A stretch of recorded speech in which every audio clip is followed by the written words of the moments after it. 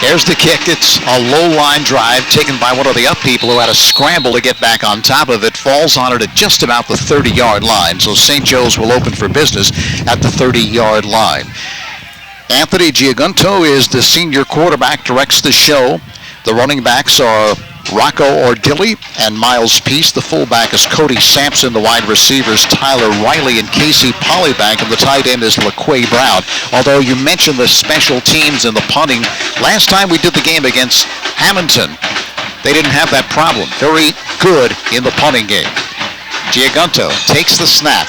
Hands to Ordilli, looking to sweep the right side. And he picks up a couple of yards. Making the stop on the play was Robbie Glanville for a pickup of 2. Good play by Glanville. You know, St. Joe's likes to run the football. We know that. Very tough, very physical up front. This is a very good St. Joe's team at running the football, but they have added the element that they do throw the football with Anthony Giagunto, the senior. Don't forget, you can watch live video of this game at 973ESPN.com. Thanks to Matt Ulmer of Ulmer's Appliances.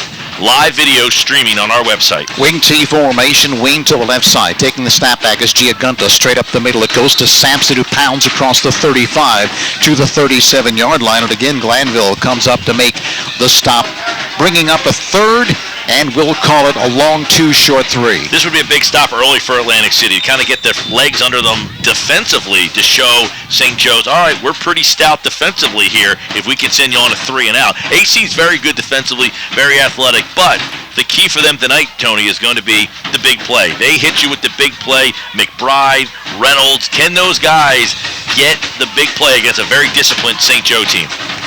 So it's third, a long 2, wing left formation. Giagunto ducks in, takes the snap. Up the middle, keeps it himself, sweeping the left side. He's got the first down, hurdles a tackler, and then he's knocked down at the 43-44-yard line. Making the stop was Jaron McBride, so a little trickery there in the backfield as Giagunto faked up the middle to Sampson, kept it himself, took it outside, and picked up more than enough for the first down. Yeah, it was a little veer in there. They went to the fullback, and Giagunto did a great job of pulling it and keeping it, and then he hits that corner, and once he hit the corner, he did a great job of leaping over the first down marker, but he did take a stick by McBride. First at the 43. Taking the snap and handing straight up the middle, Giagunto across the 45-yard line to the 46. And again, Glanville in there to make the stop. Looks like Sampson got the carry. Picked up a couple. And one thing that Coach Kelly said on defense, if you see St. Joe's having success running it between the tackles, it'll be a long night for us. We think that we can defend the outside with our speed, but if they're running it up the gut, not going to be good. 270 and 255 in the middle of the field for the Vikings. Giagunto takes the snap, hands to the running back across the midfield line to the 48-yard line. See who got the call on that play. That was Sampson again on the carry. McBride again makes the stop at a nice hole there along the right side, and that brings up a 3rd and 3. Yeah, he did. He got a nice bounce to get to the outside there. McBride doesn't make that tackle.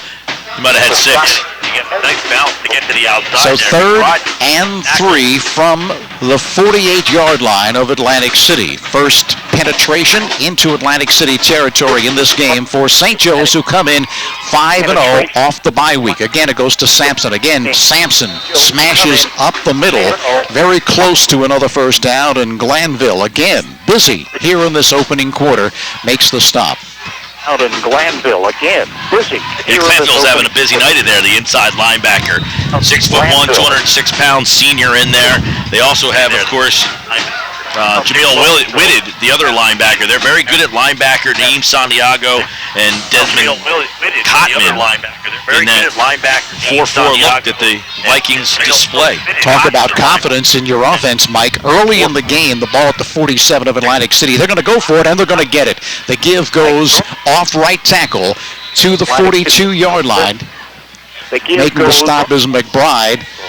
To the 42-yard line. A carry again by Sampson. McBride. Get a 4th down play there. St. Joe's doesn't panic. Turn around, hand the ball off. 4th down play there. St. Joe's doesn't panic. Yeah, how many teams would do that, Mike? Opening drive, the ball just across the midfield line. You got a 4th and 1, and they go for it. opening drive, the ball just across the midfield line. They move the ball. Here's a situation to see if St. Joe's goes play action. Drive the ball just across the Wing left formation for St. Joe's. Giagunta takes the snap. Hands to Peace, looking to sweep the leg side. Makes the turn upfield. He's inside the 40 to the 35-yard line. Makes the turn upfield. Makes the stop was McGee, the left tackle for the Vikings. Yeah, McGee runs him down from the backside. They got a lot of weapons. You hear Peace's name, you're thinking, wait a second, it took that long to get him involved in the game tonight?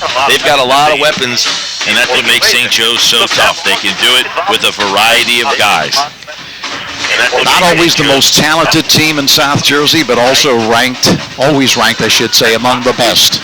Paul Sacco does an incredible job. Taking the snap, Giagunta. Again, he gives to Peace. Slants off left tackle. Breaks out in the clear. He's got the first down and more. He's inside the 30, inside the 25-yard line, and run out of bounds at the 23.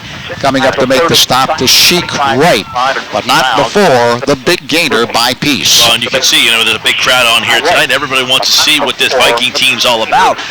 They aren't the most dominating team. They're not going to come in and just dominate you defensively, dominate you offensively. They're going to be a big play offensive team, but they're going to give up yards on defense, and then they're going to get sacks. So you're not coming out to see a very dominating type of team. You're seeing a team that's inconsistent, but very good. Tracy Polybank splits out to the left side. Wing left formation, actually a double wing, in motion to the right side. Back to pass Giagunta, rolling right. Now he sets, throws deep over the middle, and this one is caught for the touchdown. Perfect pass by Giagunta.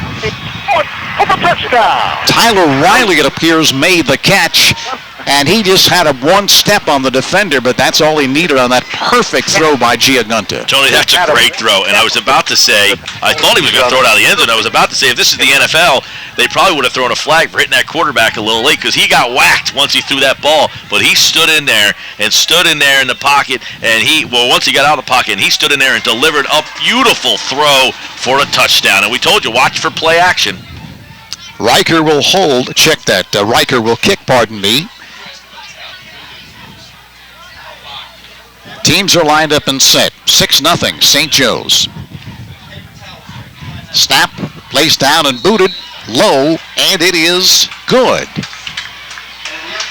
So with 6:49 left in this opening quarter of play, St. Joe's takes the opening kickoff and marches for the touchdown. They lead it 7-0 line, but they're down 7-0. Of course, Atlantic City led by Jaron McBride, but the key to their offense, the big playability of Deshaun Reynolds, averaging nearly 30 yards a reception for Atlantic City. McBride takes the snap back, hands to the running back, coming to the left side, looking to sweep the left side to the line of scrimmage. That was Cotman on the carry. Lost a yard on the play, looking to sweep the left side. I think that it's going to be tough to go wide on this very, very good defensive club for St. Joe's. They're always good on defense. Well, you're going to need your offensive line to do a good job here tonight. They're going to have to be the MVP of this game. They're going to have to limit the penetration from St. Joe's, because St. Joe's is tough and relentless up front. Double slot formation. Of course, Atlantic City runs the spread formation. McBride is the quarterback. Waiting the snap. He gets it. He's back to pass. Sets, throws over the middle. It's complete. Sheik Wright makes the reception inside the 40. Check that, inside the 45 at the 44-yard line, and Casey Polybank came up to make the stick, but Atlantic City picks up their initial first down of this game. A very nice play, great protection, set, throw, and the completion. What I like about McBride, too, he's very confident. I asked him, this is his first year as a starter. He said, hey, last year, Thanksgiving Day, they asked me to play quarterback. I said, sure, why not? Why not? A little casual. Again, McBride with a double slot formation. Takes the snap. Quick pitch to the left side. It's complete to Deshaun Reynolds. Breaks one tackle, able to advance forward for 3 yards before Miles Peace comes up to make the stick. And that, of course, is that play that they use so effectively, where it's a 3-yard or 1-yard toss to Deshaun Reynolds. He gets a block from the receiver to kick out the cornerback and just takes it 70 yards. Not there, but that's what they're going to try to do. I like the play, though. I mean, you're showing St. Joe's that you're not afraid to throw the ball on them. Pick up a 4-yard, so 2nd and 6 from the 41-yard line of St. Joe's. The Vikings trailing it 7-0. Taking the snap back is McBride. He'll keep it himself. Breaks a tackle. He's inside the 40-yard line to the 36-yard line. Charles Cade comes up to make the stop. And McBride can run the football. We saw him go 70-plus yards against Egg Harbor Township, where they had 4 huge plays in that game. On the Atlantic City Electric scoreboard, Tony, we got Stephen Bowman, a touchdown for Bridgeton on the Bulldogs' second offensive play. 29 yards. A 2-point conversion is no good. 6-0. Bulldogs over Pleasantville, and Millville 3, Egg Harbor Township nothing. Cotman and Deshaun Reynolds split out to the right side on a 3rd and 2. Taking the snap is McBride under center. Hands up the middle to Hurd, and he smashes to the 35-yard line where he's knocked down by Sampson, and he's got another first down for the Vikings. That's a big first down, though, too, because if they don't get that, now they're in a position where they could go over on downs. You want to come right back and answer the call here if you're Atlantic City. All right, you scored. St. Joe's, you did what you're supposed to do. We come back and answer you here. This is a really impressive drive by Atlantic City. Again, slot formation to the right side. Reynolds split wide. In the slot is Cotman. On the wing to the left side is Tyshik Wright. Cotman in the motion to the left side. Taking the snap is McBride. Gives off to Cotman and whistles stop play. Illegal procedure, the call against Atlantic City. That'll cost him 5. Shoppy's is even better online. You probably visit their showroom at 1031 Shore Road in Linwood, but at Shoppy.com, you can select and design your own trophy and award and order it right there. Shoppy also has a complete line of gifts perfect for your holiday giving. Remember, you're not presenting the finest trophy unless you're presenting the Shoppy trophy. Call 609-653-1684 for Shoppy's since 1921. And Tom Kelly said one thing we cannot do, the Vikings, that is hurt ourselves right there. Perfect example. Now 1st and 15, ball inside the 35-yard line. Check that inside the 40-yard line at the 38-yard line. Pardon me. In motion to the right side is Cotman. Off play action. McBride back to pass. Slips a tackle. Slips another one with a great move. He's inside the 30 with a blocker in front. Inside the 20-yard line. A knockdown at the 15.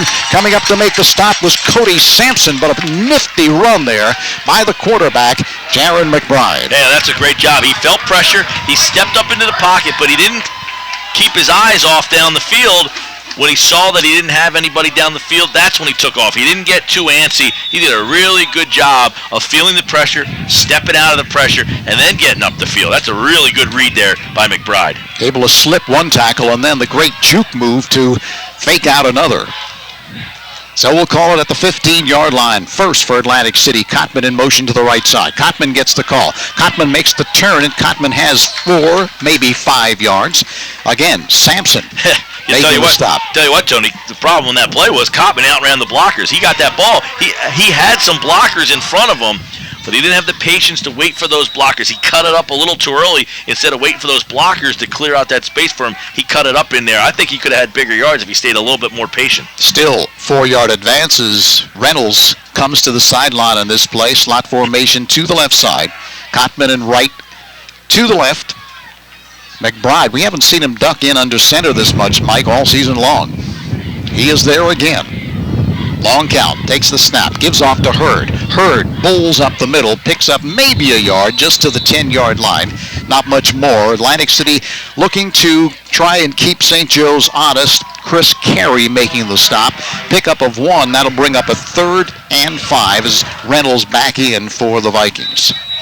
This will be an interesting spot here. I don't think that Atlantic City is too comfortable kicking field goals. No. Probably 4-down territory for the Vikings. They break and come out. Cotman splits to the left side. And now a penalty, I think they're going to call an illegal substitution for the Vikings. Let's see. Maybe too many men on the field in the huddle. Let's see what the call is. There is no call. Pardon me. Well, wasn't my fault. There was a marker on the field. Don't forget, you can watch live video of this game streaming online at 97.3ESPN.com. Thanks to Matt Ulmer from Ulmer's Appliance Store in Ocean City. So it is now 3rd and 5 from the 10-yard line for the Vikings of Atlantic City. Get McBride out on the little bootleg there. Get him out there rolling and let him make the decision. Now Tom Kelly wants to talk it over. A very big play early in this game. Atlantic City down 7-0. Split far out to the left side is Deshaun Reynolds. Cotman in the slot to the left side. And McBride now going to line up in the spread formation. Of course, he's a double threat, so probably going to have him on the move. And now another marker on the field. Legal procedure, I believe, is the call, and it is against Atlantic City. So as Coach Kelly said, cannot have those kind of mistakes against this team. It's too tough to win, even if you play perfect football.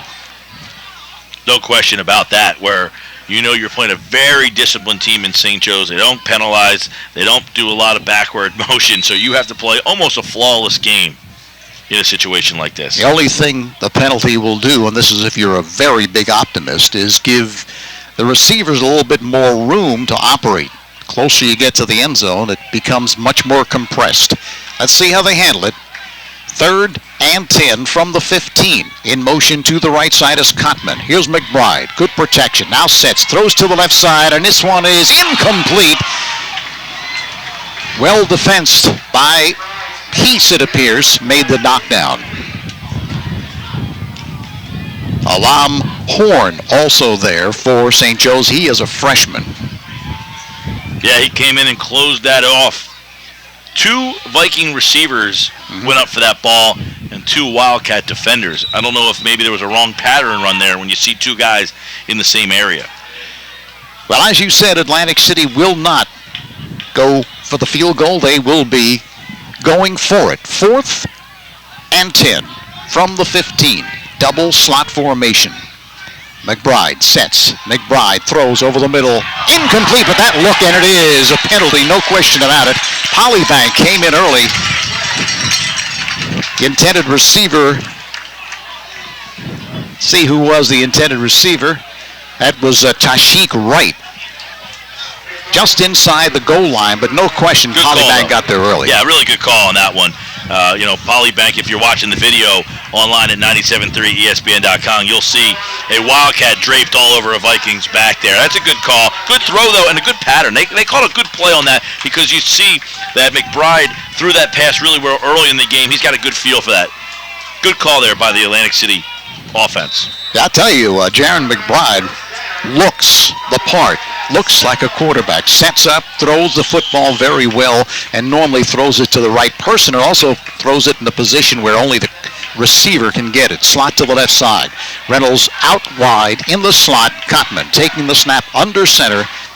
Is McBride. Takes the snap. He's going to give to Hurd. Finds room up the middle. He's inside the 5-yard line and keeps pounding to the 2. You know what I liked about that? You just said it. He kept pounding. He had defenders stopping him, but they weren't able to bring him down. He just kept running before Rocco Ordilli finally brought him down with him, but he was not going down on first contact there. 6 foot, 225 pounds. He's a load to bring down. Haven't seen that much of him this year, but he's been playing a bigger role for this Atlantic City Viking team. Under center again, McBride. Taking the snap. Gives off to Hurd again. This time hit right at the line of scrimmage. Still able to lean forward to the 1-yard line. Making the stop is Roy Lucas, and that'll bring up a 3rd and goal from the 1. Roy Lucas, great job. 5'10", 245-pounder. Man, he came in there, got great penetration, got low. Boom, made a nice hit there. Yeah, got him around the ankle, so he really couldn't use that upper body strength, 225 pounds that Mike just told you about. So now 3rd and goal from the 1.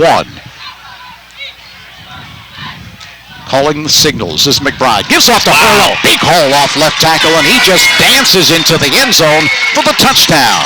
Robert Lowe just demolished a defender on that. What a block on the left tackle there, Robert Lowe. And I'll tell you what, Hurd had a tough time on the exchange there. He almost fumbled that ball forward. He kind of caught it in midair there, but the block blew the defender so far off the line that he was able to get in untouched, unscathed, easily. Landville to kick it to tie the score. Ball placed down and booted, and this one is not going to be good. Off to the right, it partially deflected by St. Joe's, and St. Joe's still leads it, but now play out there. We'll keep our eye on that. Phil Anastasia's at that game. We talked to him in the pregame show. He's looking to break Kevin Sinclair's record. Nolte to kick it away. Again, very short kick on the ground. Again, taken by one of the up people for St. Joe's.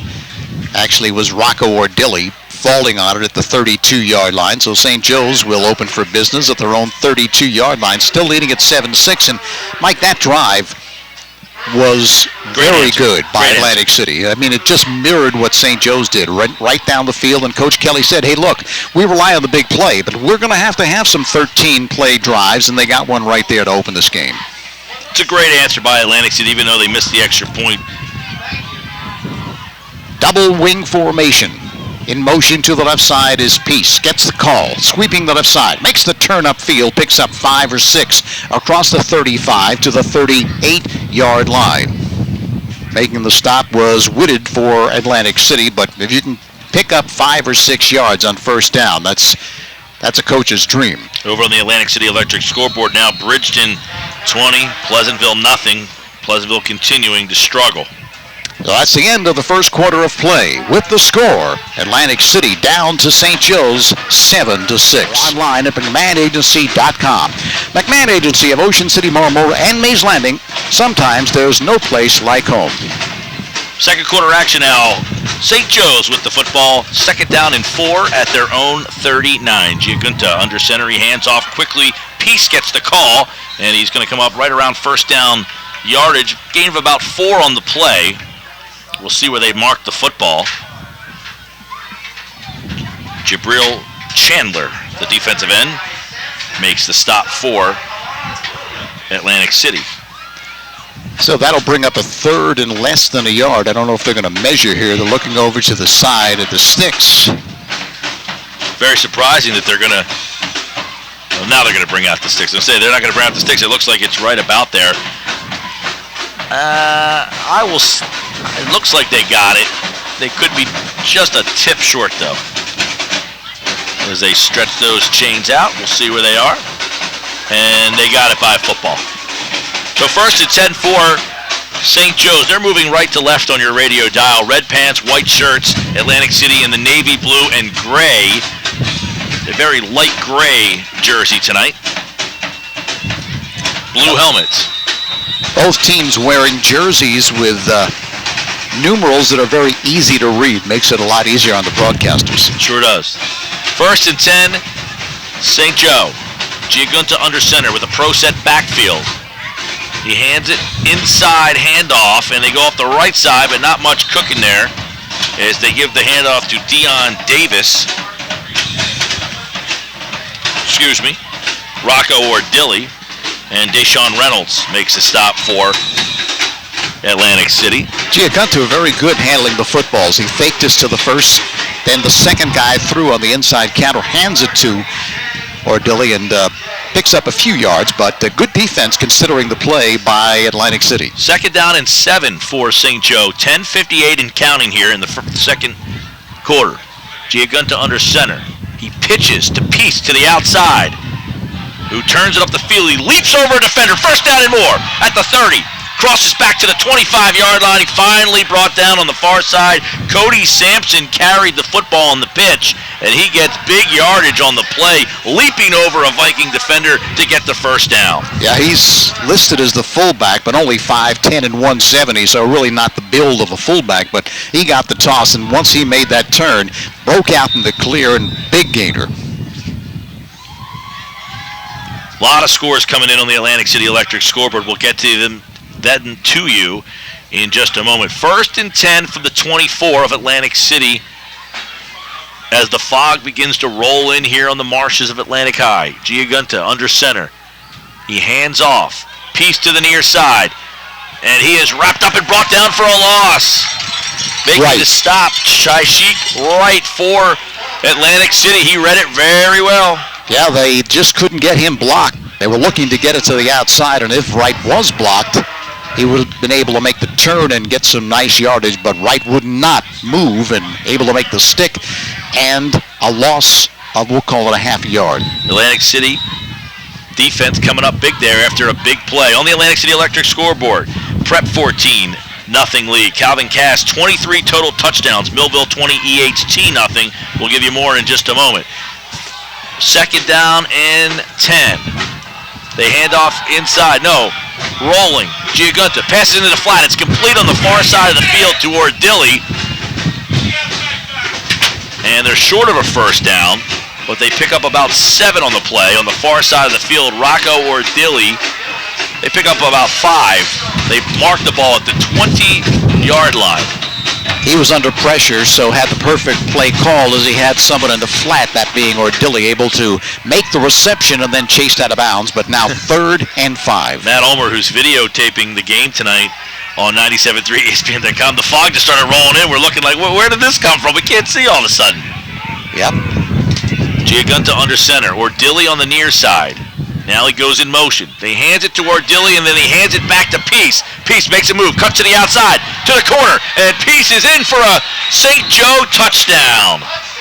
24 yards on the carry by Peace, and again, that was the first man through with a fake. The second man through was Peace on the counter, and once he broke the line of scrimmage, had one man to beat and just angled for the left side of the end zone for the touchdown. So not much defense thus far from either team, Mike. A little crisscross there that you see St. Joe do so very often, and that gives them now a 13-6 lead with the try for point coming. Jonathan Riker on for St. Joe. And there's some movement, some flags thrown. Let's get you up to date on that Atlantic City Electric scoreboard. Millville 16-0. A 73-yard touchdown run by Clement. He needs 86 more yards for Glassboro to break that record, so we'll keep our eye on that one. Ocean City leads Vineland 7-6 in that football game as well. Bridgeton 26-0. Kashim Taylor a 45-yard run. Call is offsides against Atlantic City, so ball's moved a little closer for the extra point, but not really much. It's only 3 yards from the goal line to start off with. So they'll try for point again with 9:24 left to play in the first half. Going for 2. Now they're going to go for 2. And they hand it off, and it's good. They give it up the middle. The conversion is good. Cody Sampson takes it in for the 2. So they move it up a yard, and St. Joe decides that's a better feeling. We'll go for 2, and now they make it 15-6. St. Joe's over Atlantic City. You like the way they do business? Low kick, taking it about the 20-yard line, 25-30. And makes a move out to the 40-yard line, so Atlantic City will get good field position on that short kick and return. We'll see who comes off the bottom of the pile for Atlantic City. It looks like Reynolds. That's who it was. On the Atlantic City Electric scoreboard, Hamilton 7, Mainland nothing. David Williams scores there. Hamilton and Mainland next week here on 97.3 ESPN. We'll be right back in this spot. Coach Sacco said that Deshaun Reynolds, in his opinion, is the most explosive player he's seen in 31 years. Wow. Atlantic City with the football. 1st and 10 on the 41. They throw a ball into the flat, complete it, and crossing the 45-yard line, complete to Graves. And he gets good yardage, about 6 yards on the play. So McBride to Graves in the just a turnaround throw to the sideline. He picks up about 5 on the play, so it's going to be 2nd down and 6, it looks like. About 4 yards on that play. And they do that a lot. They just toss it to the outside, and they rely on the athletic ability of these receivers to get it done. Let me tell you, this fog rolling in is starting to get a little tough. And windy. 2nd and 7. McBride, a deep shotgun. 3 receivers to the far side of the field. 1 to the near side is Graves. 1 back in the backfield.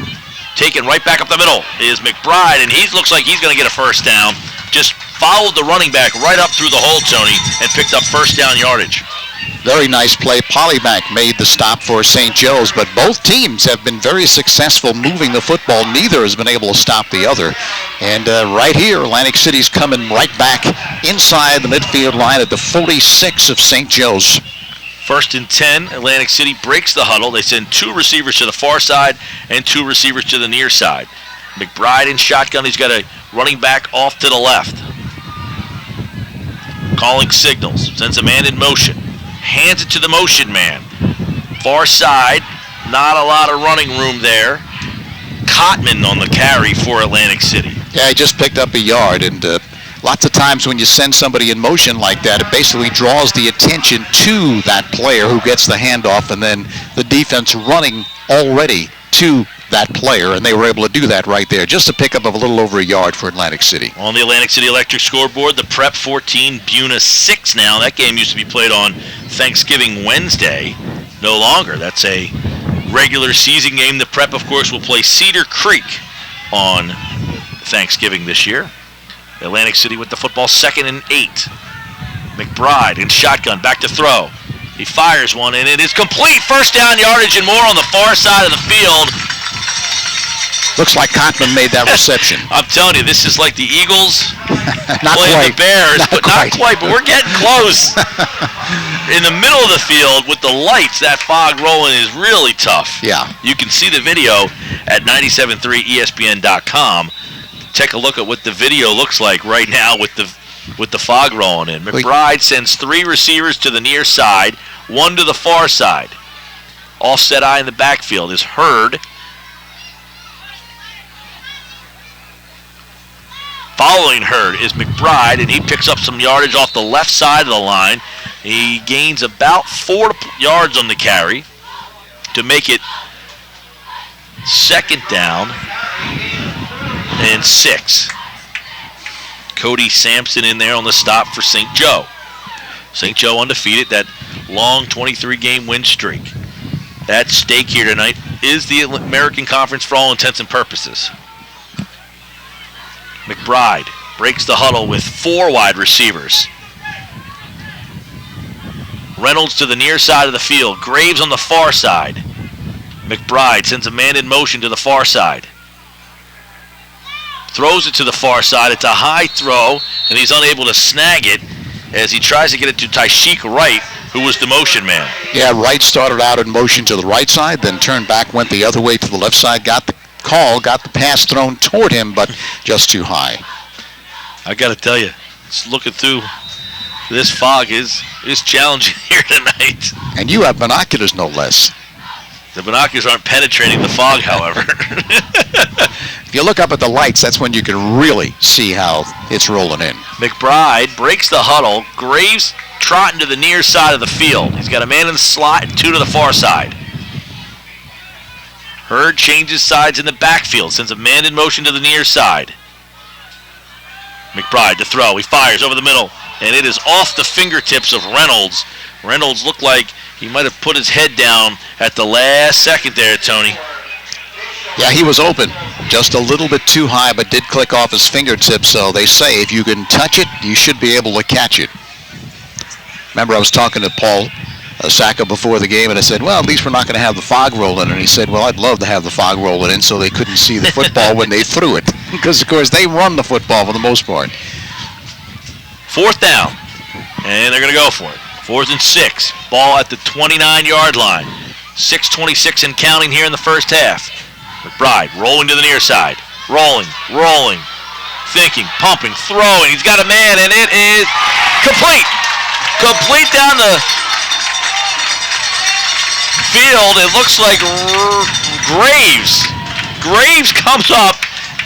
It was almost like a draw up the play in the backyard. Rolls out, throws it, and the receiver comes running from the end zone back up to about the 6-yard line. I think that's where they're going to spot it. So it's a 1st down and goal now for Atlantic City. Well, you could see Graves was able to see the ball coming toward him, and it was able, as you said, to come back toward it. And when he did that, he left the defender behind him and was able to make the reception. 1st and goal at the 6. McBride. 3 wides. Hurd in the backfield. High snap. McBride bounces to the outside. He loses his footing and falls down. And he was going to get snagged anyway by Kevin Goldsmith and Mike Macarella. Yeah, he didn't really have a chance as he looked to roll out to the left side. Almost looked like it was going to be a keeper by the quarterback, but those 2 defensive linemen, Goldsmith and Vaccarella, said nothing doing. Tyler Donahue is back at the 97.3 ESPN studios. He's got the halftime show coming up with scores and highlights from around the league. A lot of scoring going on tonight here in the Cape Atlantic League. So there's a Next to timeout. us, the Atlantic City coaching staff is next to us. They're not too happy about something there. I think a formation that somebody was lined up in the wrong spot or a wrong formation there, because you can hear them. Well, we'll keep it to ourselves. They're into it. Let's put it that way. They should be. Yes. 2nd and 11. Ball at the 11-yard line. It's 2nd and goal, we should say. McBride in shotgun. He's got 3 receivers to the near side. He rolls to the near side. He pumps. No, now he's going to tuck. He takes it himself. He leaps towards the end zone, and he's in for the score. McBride left his feet around the 4-yard line. Yeah, Charles Cade came in and hit him, but as you said, up in the air he went. And it is a touchdown. McBride decided around the 4 that land was no good for me. He goes via the air and leaps over Cade. Of course, Cade, when he hit him, might have given him some impetus to get over that goal line because, as you said, took off early and was able to get in. So Atlantic City, again, going to be going for 2.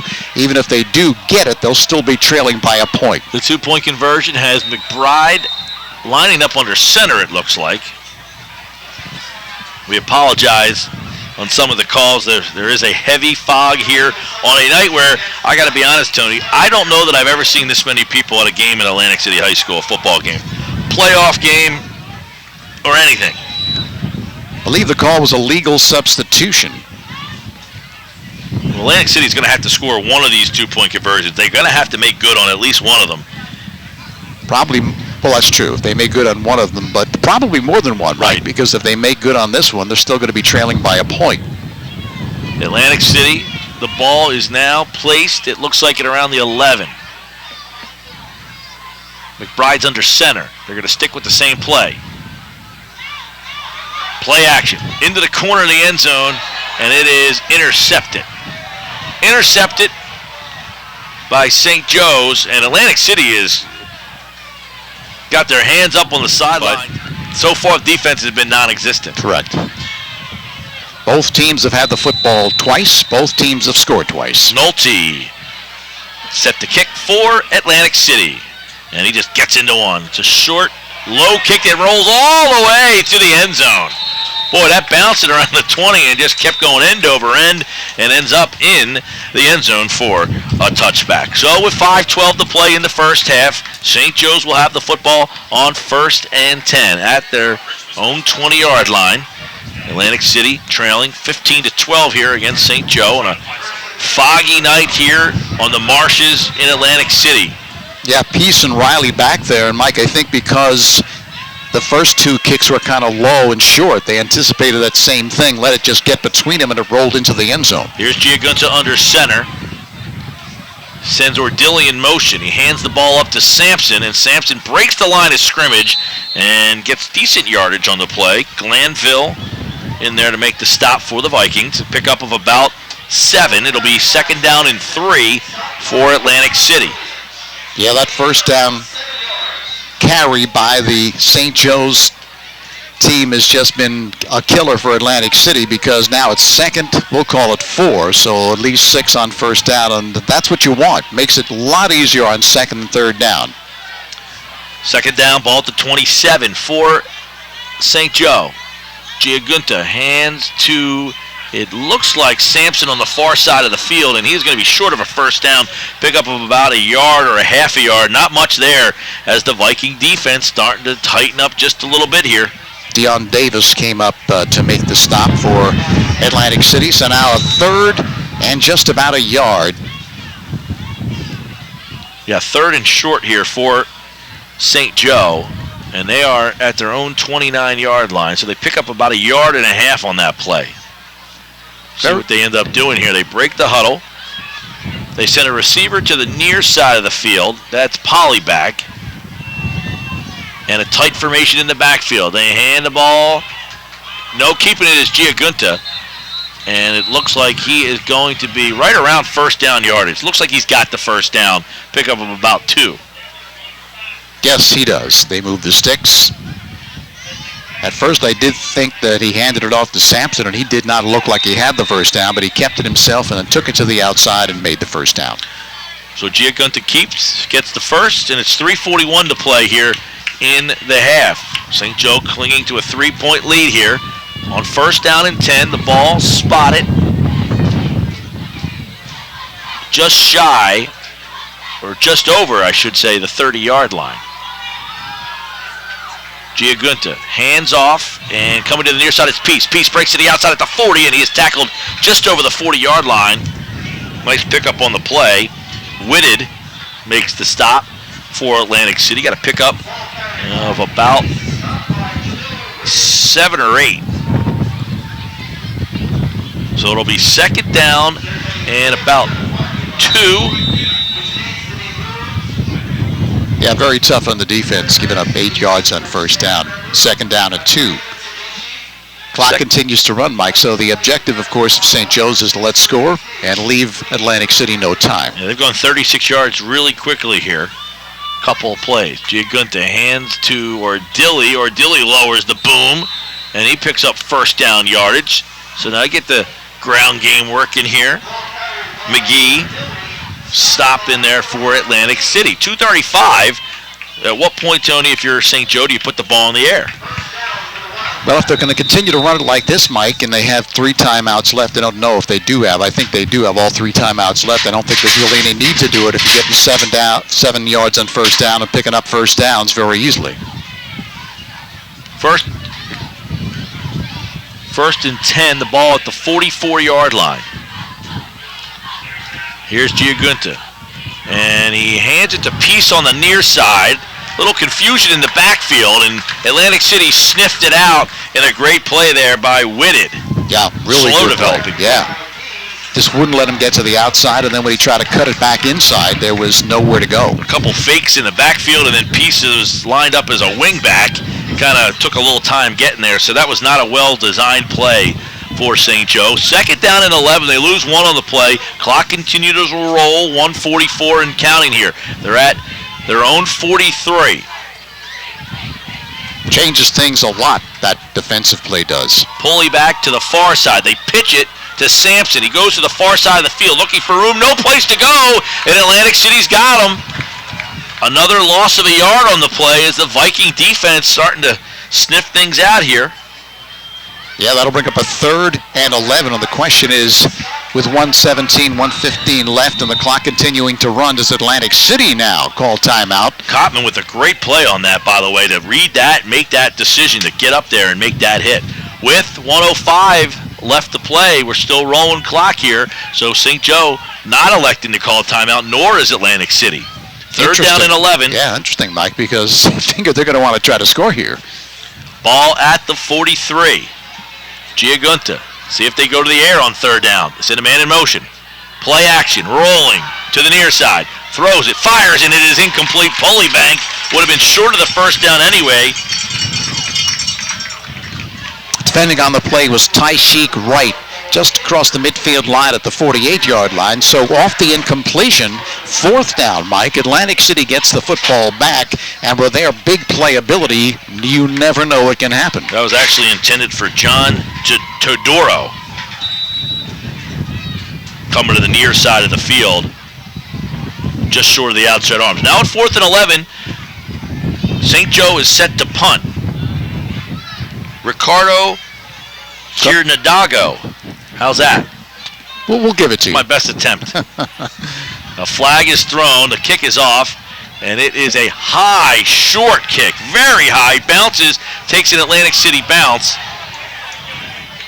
And I think Atlantic City, no, they're okay. I was going to say I thought there might have been a flag there because Atlantic City touched the football, but Jabril Chandler, 6'5", 210 pounds, a basketball player, standing over top of the football. I'm sure Thomas Kelly felt like running out there and ripping him by the shoulder pads to get away from that football. There was a marker down, but it was against St. Joe's. I don't think Atlantic City's going to accept this one because they have such good field position. I think they're just going to take the football. It is declined, so they'll have the football at their own 44-yard line with 30.5 seconds left and at least 2 timeouts left, I would think. And with Deshaun Reynolds on your side, Yeah, do you take a couple shots down the field? We shall see. They're already set up in their offense. 1st and 10 at the 43. McBride in shotgun, 4 wides. Back to throw. Steps up. Some pressure. Now he bounces to the outside. McBride, he fires. He's got a man, and it's complete. Graves with the catch. He gets out of bounds on the far side of the field. He's ripped and thrown down once he gets out of bounds. But he gets out of bounds with 15.5 seconds left. That was a big play by Graves because he wasn't that close to the sideline when he made the reception, a couple of yards away, but able to force his way out to stop the clock. 1st and 10 for Atlantic City. They get the first down, and now they get into enemy territory. Remember, Atlantic City, the field goal kicking game is virtually nullified here. They've struggled at extra points, so they're not trying to work some yardage here for a field goal attempt. Some whistles now. Yeah, Thomas Kelly was trying to get the attention of the officials and has something he needs to discuss with them. Got it right the second time. Shotgun formation for McBride on a 1st down. Back to throw. McBride steps up. Now he's going to get sacked. Down he goes. Big sack there. And Atlantic City is going to look like they're going to call timeout. By the way, that was a 2nd down and a half a yard. They did not give him a 1st down. That's what happened on that play. Why the 2 seconds? He got out of bounds before the marker there, and that's why they put the 2 seconds on the clock, because he got out of bounds. So with 12.5 seconds left, Atlantic City calls timeout. Storage Inn is family Down and owned. 10, Atlantic City at the 45 of St. Joe. 3 wides to the near side, 1 split to the far side. McBride in shotgun. Here's the play. McBride steps up. Now he bounces back, eludes a sack. Now he fires one down the field. He's got a man, and it is almost intercepted. He had a man open, but he overthrew everybody. And then a St. Joe defender was back so far, Alam Horn, that he almost intercepted it. Yeah, he's a freshman. And St. Joe's has started to get some pressure on McBride these last 2 plays, but of course they're running some plays offensively that take a long time to develop, and he's had all he can do to get out of the pressure. 2.9 is left, so 1 heave here by McBride. He's got 45 yards of real estate in front of him. We'll see how much oomph he's got in his arm here. 2nd and 10, 3 receivers to the near side. McBride, he's going to let one go. He lets one go down the field. He's got a man. It's intercepted. Intercepted. Coming our way. Giagunta. He's still on his feet, and he's finally pushed out of bounds at around the 50-yard line, and that will do it at the end of the first half. The score here at Atlantic City High School. It's the St. Joe's Wildcats 15 and the Atlantic City Vikings 12. A flag is on the field. We'll get that for you in just a moment.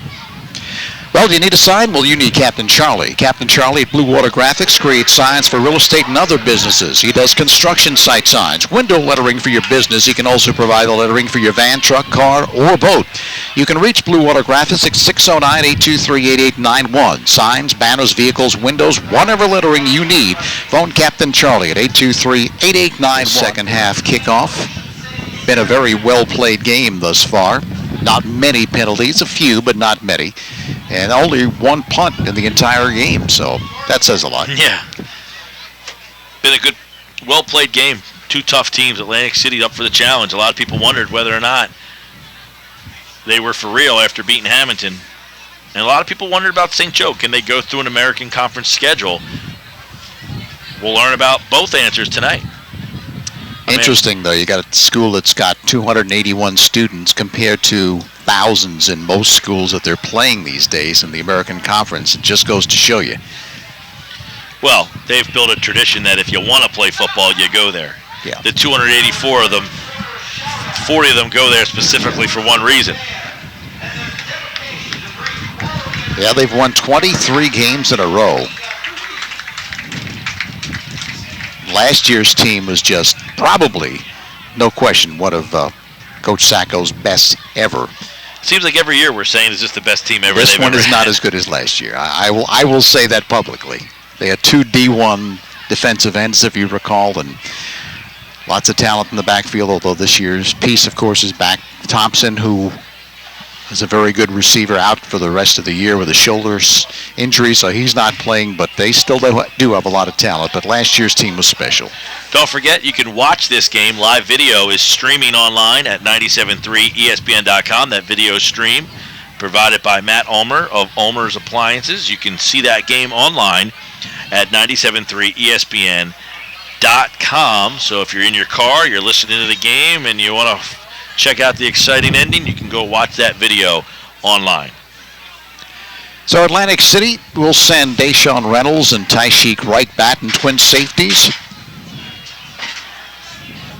Jonathan Riker will be kicking it off for St. Joe's. Wildcats on top, 15-12 as we begin quarter number 3 for Atlantic City in Atlantic City. And we do have to tell you that the fog is lifted, and thank goodness. Riker with a kick along the ground. It's taken by one of the up people for Atlantic City. 40-yard line to the 43-yard line.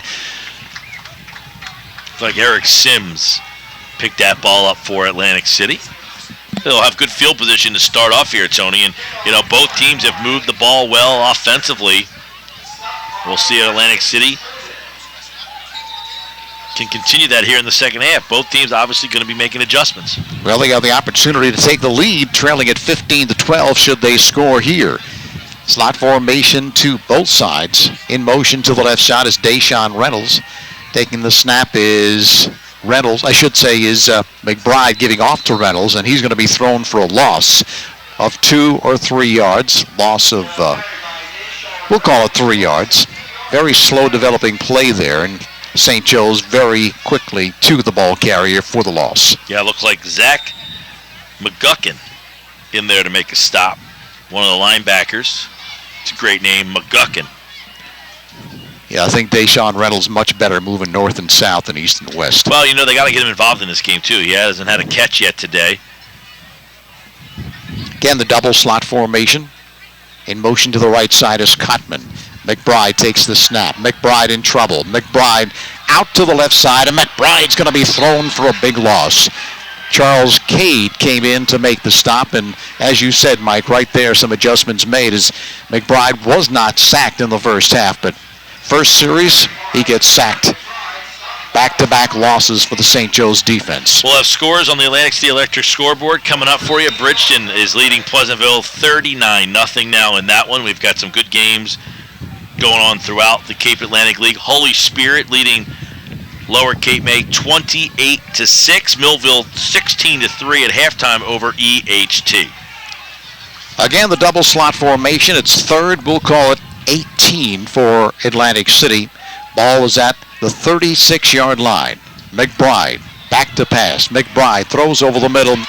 Reception nearly made by Deshaun Reynolds, but unable to pull it in because Peace was right there to knock it down. You know what? He had the ball in his hands, too. I think that if you asked Deshaun Reynolds after the game, you remember that one throw? Do you think he probably would have said, yeah, I probably should have caught that one? Fender was there, but he did have his hands on it, as Mike said, and unable to secure it. Hey, tomorrow, by the way, if you're looking for more high school football, we'll have a game exclusively online at 97.3ESPN.com. Middle Township and Cedar Creek. We'll have that live video for you. Glanville to kick it away. Back is Giagunto, the quarterback. Bounces down 35-yard line. He'll pick it up at the 25-yard line. Sidesteps one tackler. He's to the 35-yard line and able to fall forward to the 37-yard line. So a nice little run there by Giagunto. Yeah, Whitted, one of the linebackers, working on special teams there. Atlantic City had some problems with special teams earlier in the season, so it looked like they tapped on the shoulder of some of their starters and decided to get them out there. Key series for both teams right here. It's early in the third, but still Atlantic City not performing well on offense. The defense of St. Joe's taking control on that last series. They now have the offense on the field. By the way, if you're looking for the Major League Baseball playoff game, that is over on 14:50 a.m. That game probably just starting about 5 minutes ago. Double wing formation in motion to the right side is Ordilli. Ordilli gets the call, looking to sweep the right side. He's hemmed in and gets back to the line of scrimmage and may have picked up yard, but Atlantic City stringing it out and playing it well. Atlantic City's defense has done a good job for the most part, not giving up the big runs. It's been more drives for St. Joe. They haven't had the big 68-yard touchdown run, the 72-yard touchdown run that they are so used to getting throughout these football seasons. Well, on plays to the outside, they should do well because they have a lot of team speed. 2nd and 9. Giagunta takes the snap. Penalty flag on the play up the middle to Sampson to the 43-yard line, but this one may be coming back. A legal shift to call against the Wildcats. He had a good job, Jabril Chandler in there, penetrating, pushing the defensive line in. The offensive line in, I should say. Putting some pressure on from his defensive end spot. So the walk-off brings it back inside the 35-yard line to the 34-yard line. Illegal shift is the call. So 2nd and 14 from the 34 of St. Joe's. They break and come out. Pulleybank splits out to the left side. Double wing formation for the Wildcats. Taking the snap is Giagunta. Rolling left, looking to throw. Now feeling some pressure. Rolling to his right. Throws on the run, and it's complete at the 40-yard line and across the 45 to the 48-yard line. Seal made the catch on the play. Looks like it was Peace. Sampson, pardon me, on the reception. Making the stop was Glanville, but boy, a play by St. Joe's to get him out of a deep hole. Now 3rd and a short 3. Big 3rd down here, too. And, you know, they're probably in 4-down territory at this stage if you're St. Joe. You're right around midfield. I mean, unless they get pushed back a couple of yards here, I would assume they would go for it on 4th down. 3rd and 3 from the 47. St. Joe takes the snap, does Giagunta, hands to Sampson, and he's hit at the line of scrimmage, falls forward for a yard, but he's going to be short of the 1st down, and let's see if Paul Sacco agrees with Mike Gill.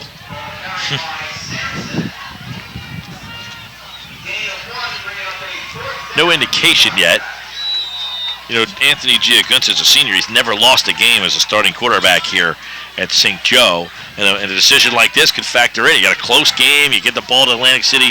You know, it looks like Atlantic City is not sure what St. Joe's going to do either. And then St. Joe's going to go for it. They are going to go for it. It's a 4th and a long 1 from the 48-yard line. Giagunta takes the snap. It goes to Sampson's got the 1st down and more. Into Atlantic City territory inside the 45 to the 43-yard line. So more than enough for the 1st down. Very effective is St. Joe's in running it between the tackles. Making the stop was right for the Vikings. They need short yardage. They're tough. They, you know, a lot of drive, a lot of, you know, and getting short yards comes with getting success on that a lot, and they have the confidence that they can get it when called on in that short yardage situation. They're not saying, all right, why are we doing this or should we be doing this? They expect to get it. Well, they've done it before, as you said. If you have done things before and you feel confident in your ability to get it done and you're good at it, then it's not really a big-time risk. Taking the snap, Giagunta. The give is to Peace, looking to sweep the left side to the line of scrimmage, picks up a couple, and then he's stood up and thrown back hard. Coming up to make the stick was Jaron McBride. McBride finished it off. He wasn't the initial tackler, but he's the guy who came in there and made the stick and really put a punishing hit on. Pickup of 3. Clock continues to run. 6:05 remaining in the 3rd. There's been no scoring here in this 3rd quarter of play. St. Joe's with their first possession is on a march. Have the football at the 40 of Atlantic City. Double wing formation. Ordilly in motion to the right side. A marker is down. Rolling right is Giagunta, pardon me. And he's grabbed high, and that could draw a personal foul. Yeah, I believe that was a face mask, obviously. From the roar of the oohs and ahs of the crowd, you heard the face mask at the initial time of the face mask. Of course, there was a penalty just as that play got underway, so Giagunta looks like he's hurt too. He was the guy who got face mask, and he tried to get up, he went down, he tried to get up again, then he kind of squatted, and now he's down, and he's rolled over from his knee and onto his back now on the far side of the field. I don't know if his neck. So 3 fouls on the play. They're offsetting. It's illegal shift against St. Joe's, holding against St. Joe's, and personal foul against Atlantic City. They offset.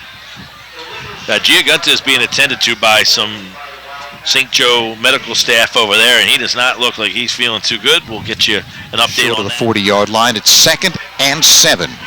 Slot formation to the left side. Taking the snap and handing up the middle to, once again, Sampson.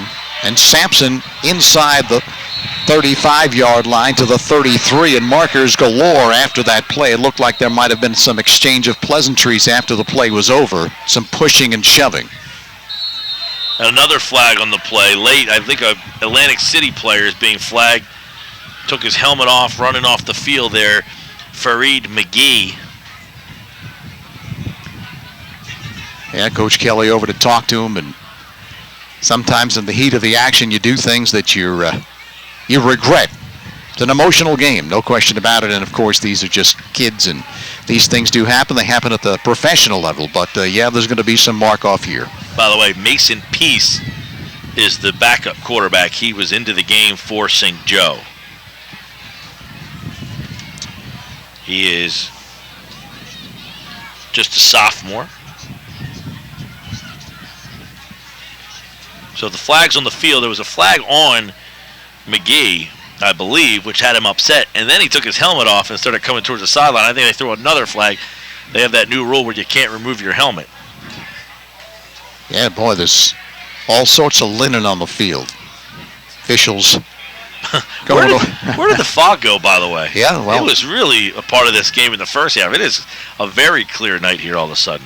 Yeah, well, the winds have shifted, I believe, Mike. They were blowing in the other direction just a little while ago. And yeah, you'd play games here with the wind just doing its own little thing, and Bobby Weiss would tell you that's Viking football playing here on crazy. We did playoff games here where there was no business playing games, but Coach Weiss would say, oh, that's Viking football. I think they're marking off 2 personal fouls. That's 30 yards and penalties, and Coach Kelly is hot. He's out on the field. He is probably 10 yards out on the field, and St. Joe is in a formation. The officials aren't paying attention to the actual game because Coach Kelly, if you are watching the video at 97.3ESPN.com, you'll see the conversation that Coach Kelly is having with the 2 officials. I don't think he's too happy that 2 penalties got marked off there. No, he's still not happy. The explanation did not satisfy him one bit. On the Atlantic City Electric scoreboard, Spirits up 35-6 over Lower Cape May. Prep 20-6. Calvin Cass has 2 touchdowns in that one. So the ball placed down inside the 10 at around the 7-yard line, and get 30-yard walk-off against you, that's going to hurt big time. And as Coach Kelly said, we cannot make mistakes and beat this team. Taking the snap back is Giagunta, giving off to Ardilli, looking to slant off right tackle. May have picked up a yard. That's about all. Atlantic City played that one well. Sampson gets the call, pardon me. It's Brill Chandler making the stop for Atlantic City. This could be a big stop for Atlantic City if they can hold to a field goal here potentially. Or St. Joe maybe goes for it on 4th, but Atlantic City with their backs to the wall here, a lot of momentum in St. Joe's favor. Let's see if the Vikings can dial up something defensively. Yeah, it really won't matter that much to Atlantic City because if they get a field goal, it's 18-12. They still can take the lead with a touchdown, can the Vikings. Taking the snap back is Giagunta. What a play. Hands off to Peace, and he's hit behind the line of scrimmage and thrown for a big loss. Chandler at 6'5", 210 pounds. He's very athletic, and he just really made a good read on that, kind of came down. And it looks like a holding penalty on St. Joe. You know, Chandler, a little stunt there, comes in slashing downwards, gets into the backfield, good penetration, and just disrupts that play from the get-go. So kind of turnabout fair play here as the ball moved back outside the 20-yard line, or they place it down right at the 20-yard line. So St. Joe's will have the football, continue to have the football, but they're going to have a lot further to go and a lot harder task for the Wildcats.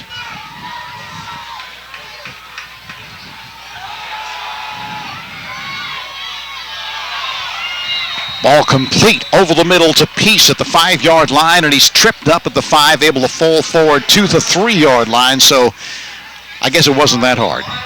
By the way, Giagunta back in the game. He only missed a play. and a player down for Atlantic City. So they come out to attend to the injured player with 5:57 remaining in the third quarter of play. Score continues to be Atlantic City down to St. Joe's 15-12. When you're faced with a civil trial case like personal injury, employment discrimination, or negligence, then you need the right lawyer to represent you. Goldenberg Mackler has been serving clients for over 40 years and do not represent insurance companies. We'll speak to you for free and fight to get you the money you deserve. Make the right call. Goldenberg Mackler, 4 locations, better serve you. Atlantic City, Northfield, Rio Grande, Vineland. Call us at 344-7131. That's 609-344-7131, or visit us online at gmslaw.com. Talking to Coach Sacco, he said, in the olden days of St. Joe's, they were still winning, of course. They always win. But in the olden days, we hardly ever threw the football. He said, now we average about 10 throws a game. So they're a more diversified team these days than they have been in the past. Still attending to the injured player for Atlantic City. He may have a cramp. Looked like they were trying to stretch out his leg when he was on the ground. Winning teams note the key to success is your hard work, dedication, getting the job done right the first time. For over 100 years, Calvi Electric has applied the same philosophy to their business to offer an unparalleled level of electrical expertise to every single customer, whether it's a major electrical overhaul, a solar installation, or just changing that hard-to-reach light bulb. Make the call to Calvi, 345-0151, or visit calvielectric.com. Injured player was McBride, who's come off the field, and they can ill afford to lose him. The give up the middle to Sampson. He's grabbed behind the line of scrimmage and thrown for a 2 or 3 yard loss. Wooded with the stop. Wooded, that's another, much like Jabril in the play before, Jabril Chandler in the play before, he saw the little hole, little opening, boom, and just made a slash towards it and caused all sorts of havoc in the backfield. That's a big play right there, because now you make it 4th and 6, and you wonder, this is a tough 4th down go for St. Joe. You got to dial up a play now to get him into the end zone. They do, and they will not be going for the 3-pointer here. They're going for the TD. Taking the snap back is Giagunta, rolling to his right, under pressure, looking to free himself, throws to the right side, and it's incomplete. Knocked down by Atlantic City, and Mike nearly intercepted right there, and that could have really been big-time problem for St. Joe's, but Atlantic City holds, and that's significant. Not only was it almost intercepted, it almost got intercepted, but the missed interception almost right into the hands of a St. Joe player who was in the end zone. You hear the coach, or we hear the coaches from Atlantic City next to us saying, "Sack him!" Right in front of him is one of the defenders, but it's tough because Giagunta is so athletic. You don't know if he's going to tuck it and run or pump and run, and if you give up your feet, that defender gets yelled out for saying, "Don't leave your feet." It's herky-jerky. He stops, he starts, he stops, he starts, and it's tough to defend him, and he did get the pass away. So Atlantic City with the football at their own 6-yard line. Have to see who the quarterback is. The give goes up the middle to Hurd, and the quarterback for Atlantic City looks like LaShawn Spence back there. Is that Prevard or? Oh, Prevard. I'm sorry, Prevard. 14 is Spence in the white jersey. 14 is Pavard in the gray jersey. So Prevard is the quarterback. So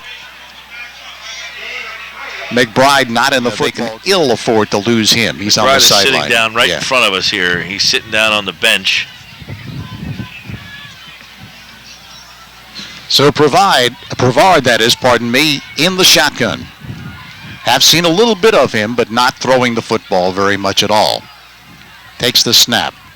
Gives off again to Hurd. Hurd off right tackle. Hurd continues to rumble across the 15 to the 18-yard line, and Goldsmith able to stop him. Pickup of a 6-7 yards and enough for the first down. You got a guy like Hurd carrying guys. Doesn't matter who's handling the ball. And now he's coming off the field with a limp. So they're losing players left and right are the Vikings. 4 minutes left, third quarter of play. They're down 15-12. They've lost their quarterback, at least for now, and now they just lost their fullback, their running back. Prevard taking the snap under center, takes the snap, gives off to, appears to be Cotman, is that? Off right tackle. No gain at all. So no gain. And they're going to try to run the football, I'm sure, Mike, a lot more than they would have with McBride because Brevard just not the thrower. No, I'm keeping my eye on McBride down here. He doesn't look like he's in any rush to get up either. He's got the helmet off. He's drinking. Now he's finally got up. He's testing that leg out. He's kind of up on his toes, doing some calf stretches down there. He might have had a calf pull, but hopefully not a full pull because he might be out for a while with that. Might be drinking also to get some more fluids in his body because that caused that cramp. So here's Brevard. In motion to the left side is Wright. Wright gets the call, looking to sweep the left side, stutter stepping, and he'll not get back to the line of scrimmage. That play did not look good from the very get-go. Loss of a couple. Ahmed Williams was out in front, and he was a blocker, but he didn't do a very good job of moving the block there. You got to give credit to the St. Joe defender who really disrupted that play in the backfield. By the way, on the Atlantic City Electric scoreboard, if you're from Hamilton and you're watching this game, you might want to know that Hamilton is up 21-0 over Mainland tonight. Here, St. Joe is leading 15-12, so a good night for the town of Hamilton, which is normally the case. It is. Slot formation to the right side.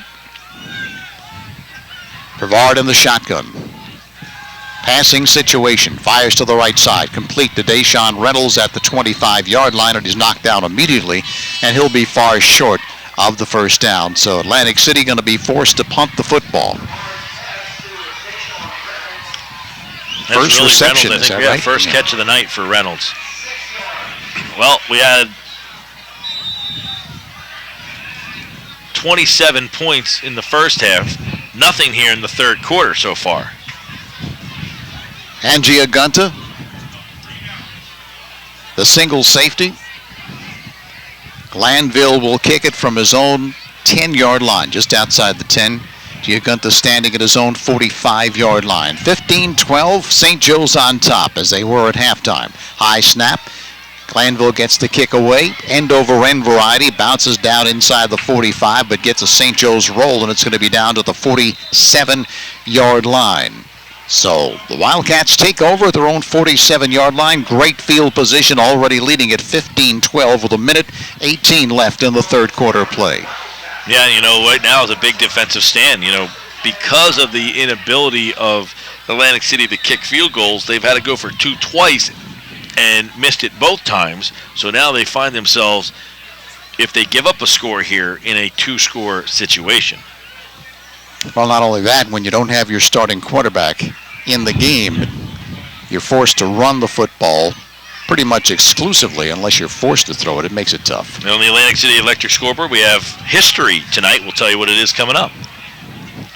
So here's Giagunta taking the snap back. Giagunta with the inside counter to Peace with a marker down. He's to the midfield line. May have broken the midfield line to the 49 of Atlantic City, but this one looks like it's coming back.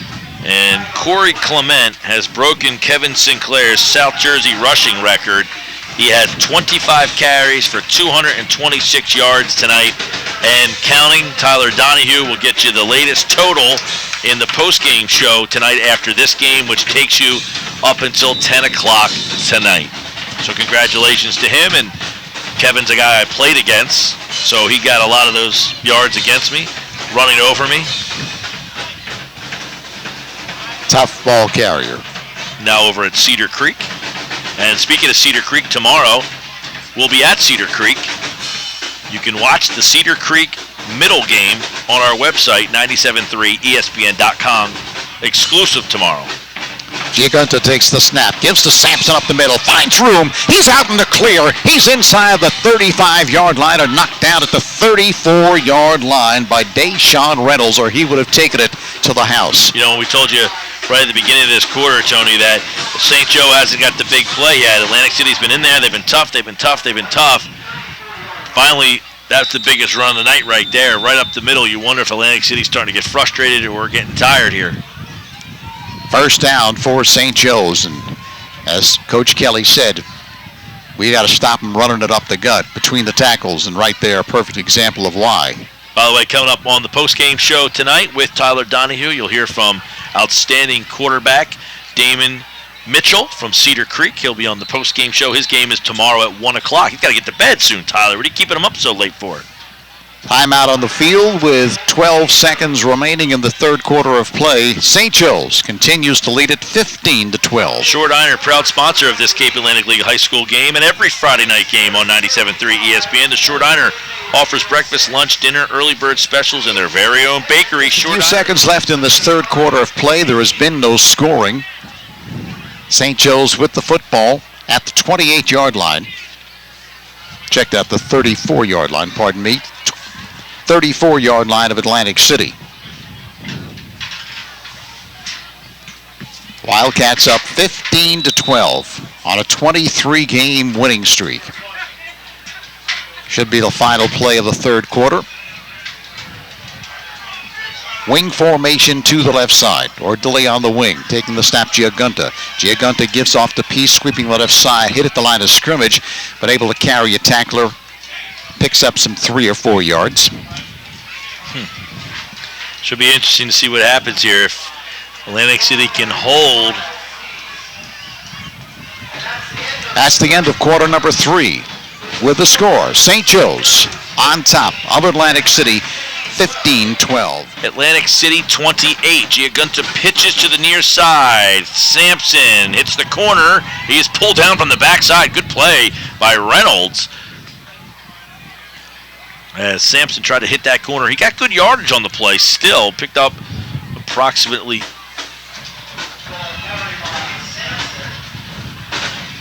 10 on the play. Could have been more, though, if Reynolds didn't come and Brian Dawkins Wolverine jump on his back there. So another first down for St. Joe's. The ball now at the 22-yard line. Kind of a methodical drive here by the Wildcats. This is what we were wondering if it was going to happen in the second half.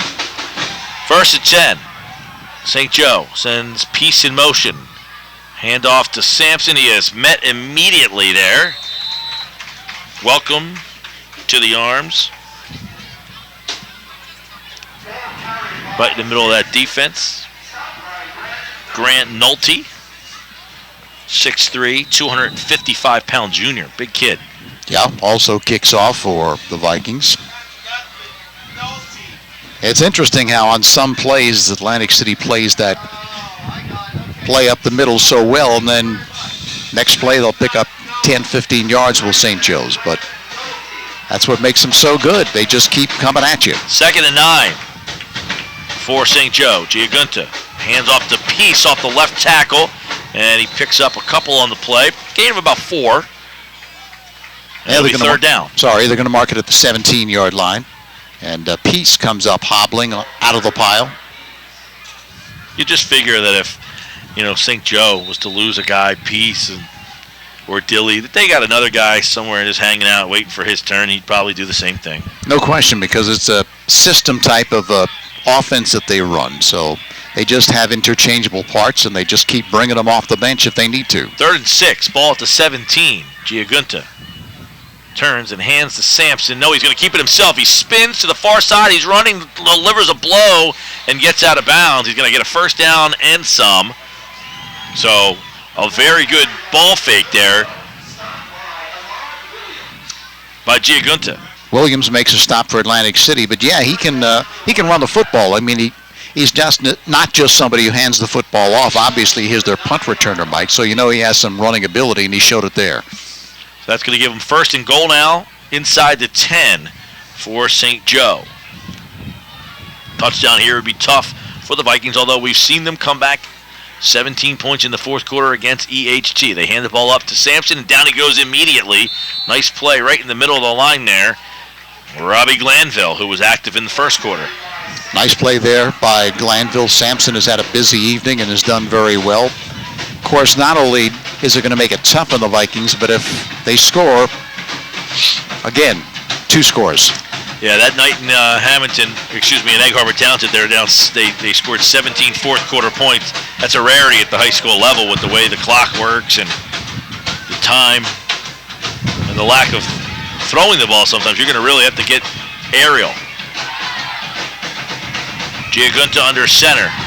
Receiver split to the near side, a little crisscross in the backfield. Peace following some blockers up the middle and through for a touchdown. Miles Peace. is in for a St. Joe score, and they lead it now 21-12 with 9 minutes and 43 seconds left to play in the game. A 9-yard touchdown run for Peace. Great blocking at the point of attack, as they say, and again, the crisscross, the counter, inside counter, fake to the first man through, give to the second, and there was plenty of room for Peace to run through, and he took it to the distance for the touchdown. With the extra point, it would be a 10-point lead for St. Joe's in this fourth quarter. So the first score of the second half of play goes to St. Joe's. Riker on to try the extra point. The snap is high, the kick is up, and it is good. So with 9:43 to play in the football game, 22-12, St. Joe leads Atlantic High. High school football players looking... Scoreboard, Wildwood's losing 44-14. West Hills a touchdown in that game for the Warriors. Spirit 41-6 over Lower. 20-12, the Prep is leading Buna. And 46-6, Bridgeton leads Pleasantville. That game between the Prep and Buna a little closer than some people might think. Also, EHT kicker Tim Mason just hit a 26-yard field goal to make that a 3-point game. It's 16-13 Millville early in the fourth quarter. So EHT looking to knock somebody else off. They've had some interesting games this year. And this one kicked off by Riker out of bounds, and well, I don't know who he was kicking to on that one. Looked like he was kicking to somebody on the sidelines, Mike. Yeah, he just kicked that one straight out of bounds. He did. Atlantic City will take it. They'll start right around the 40-yard line, right at the 40-yard line. And they really haven't had what you would call their signature big play in this game, and they can use some right here because they want to get a score as quickly as they possibly can, because then they have to come back out, hold St. Joe's, and then do it all over again. It is a 2-possession game, and looks like they're going to make them kick again. That'll push them back to kick the ball from the 35-yard line. So Atlantic City taking the notion that, hey, we can break one for a touchdown here. Yeah. You know, you may say, wait, why not take the field position? Because they believe that they have the ability to maybe take one back here. They do. And then we saw them do it earlier this year in a game. Atlantic City took the kick back for a touchdown against, I believe it was EHT that game. It was the first touchdown they got on the board was a kickoff return. Of course, they really haven't kicked it deep, and they probably won't here again because they know what can happen if they do. The potential of Deshaun Reynolds or Wright, especially Reynolds, of course. So let's see how they play it. There's the kick. It's a low bouncer on the ground. It kicks off of an Atlantic City Viking foot, and then they just have to dive on it. That's a problem. In this level, you don't really have guys who are apt to kicking, so they just kick balls low and have them squib on the ground and roll, and they become hot potatoes. Well, I think in this case, though, that's planned by St. Joe's. They just don't want to kick it deep to Reynolds because why risk it? Let them fall on it. 1st and 10 for the Vikings, moving right to left. The ball will start at their own 39-yard line, so they actually lost a yard by making them re-kick. It looks like McBride is back in at quarterback. He left the last series. You can tell by his jersey. They send a man in motion. Cotman, fake to Cotman. Now McBride fires, and it is thrown on the far side of the field to Reynolds, but Reynolds kind of hit by 2 defenders there as he can't really describe what he did there. He looked like he had it for a second, but he just almost like he had it and it rolled down his leg there. It almost looked like he wasn't ready for it, but he did have his hands on it. 2nd down, 10 for the Vikings as the clock now continuing at 9:32. Naeem Santiago checks in for Atlantic City.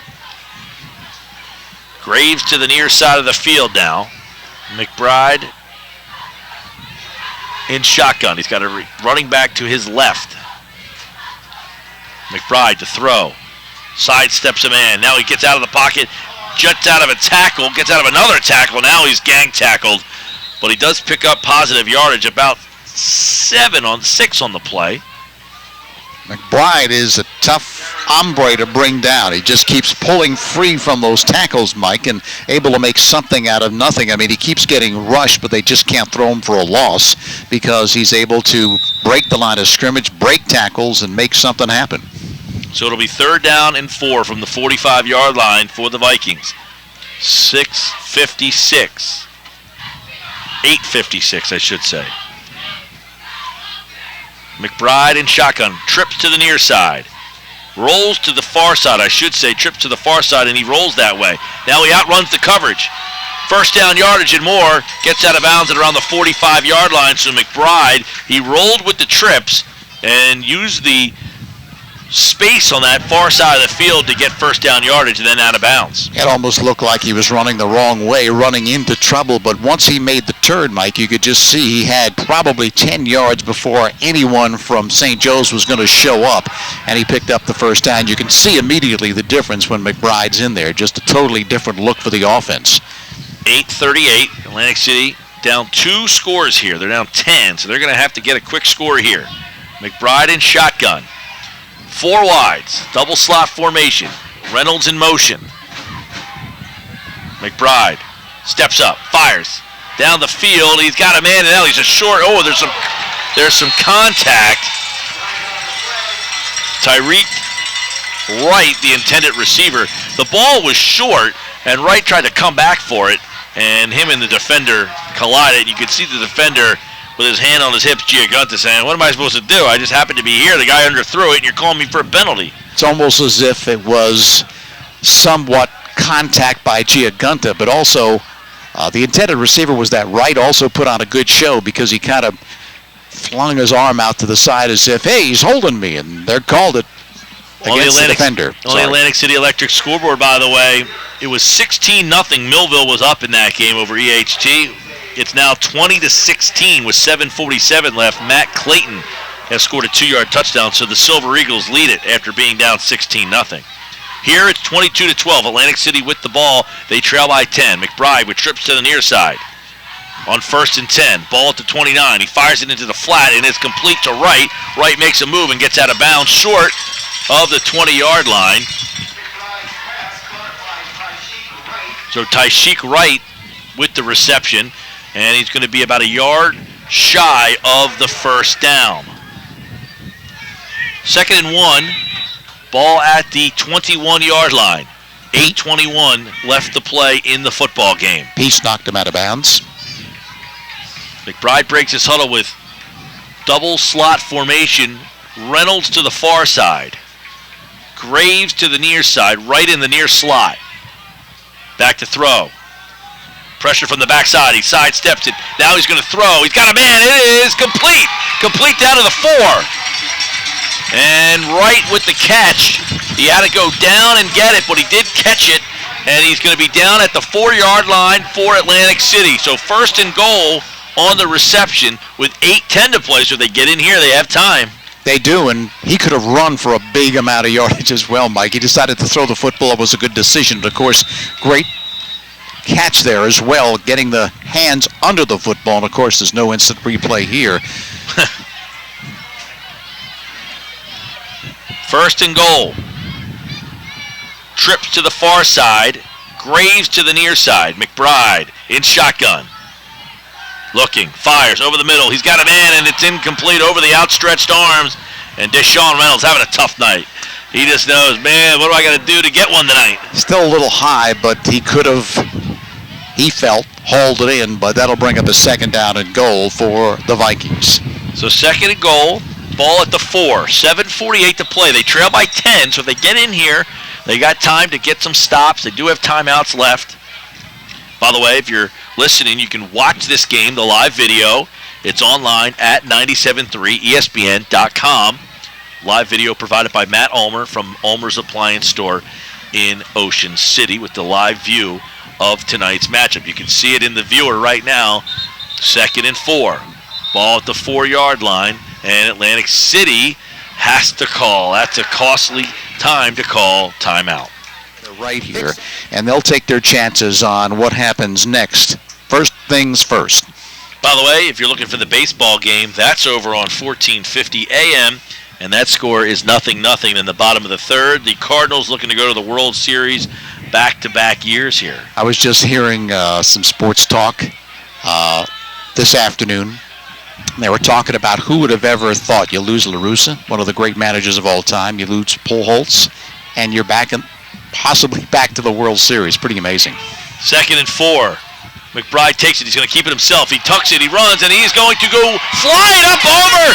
Somersaulting into the end zone for a touchdown. Wow. Second time he's done that this game. He elevated from the 3 and literally did a full somersault into the end zone. He's a player, no question about it. What a great desire to win this football game and do what he can to help his teams score when they needed it. 22-18 in Atlantic City again will be going for the 2-point conversion. We have the video. We got to send that into SportsCenter tonight because that one was worth it. By the way, Holy Spirit, Atlantic City will face them on Thanksgiving. They win tonight 41-6 over Lower Cape May, which gets them just about in to the non-public playoffs. Atlantic City going for the extra point. It is up, and it is good. So the Vikings get the extra. Who says they can't kick? I didn't say that. And it looks like McBride, the kicker, or the quarterback, said, you know what, Coach, give me a shot, I'll do it. Yeah, just did a somersault. 15 passenger vans as well. Be smart. Rent at just 4 wheels, serving South Jersey for more than 25 years.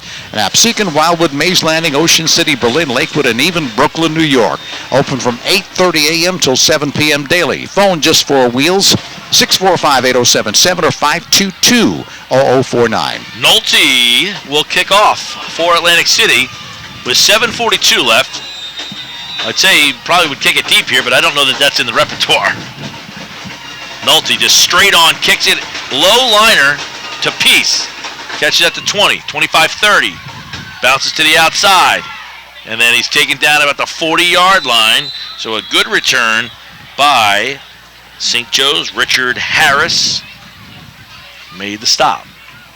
So now the offense did its job, Mike.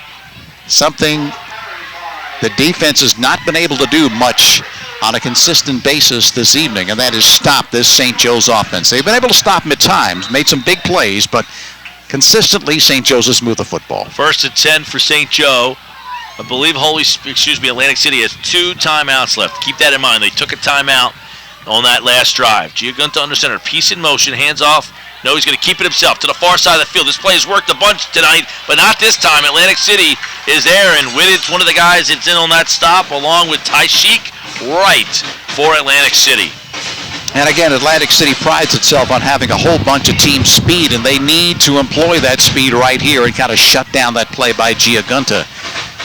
2nd down and 9, gain of 1. Ball at their own 41-yard line. Look at the Atlantic City defense trying to get the crowd into it. It's probably the biggest crowd they've seen in all their careers here.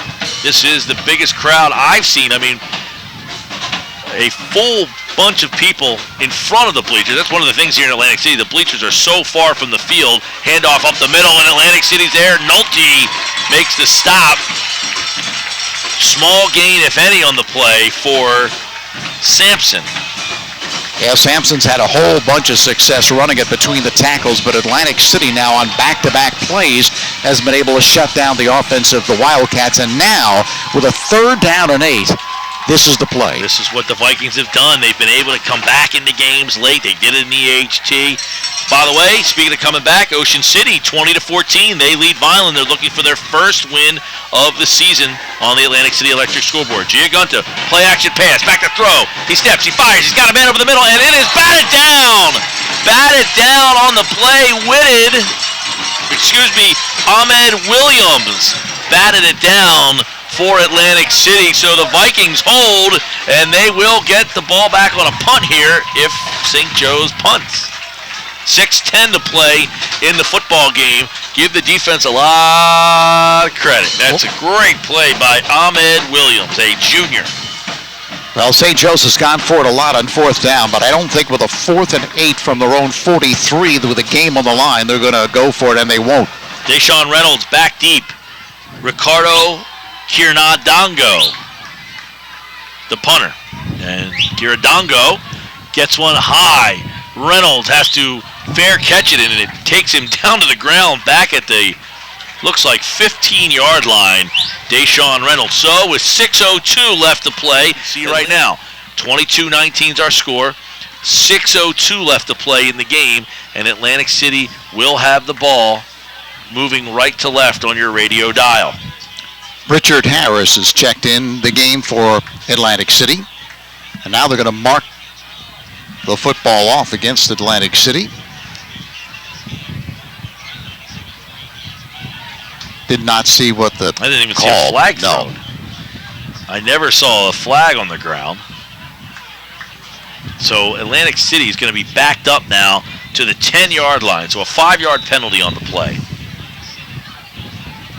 Still, though, 1st and 10. It's not 1st and 15. First down 10, ball at the 9-yard line for the Vikings. McBride in shotgun. One back to his left. He's going to take it himself. Up the middle, spins and hit, and almost no gain on the play.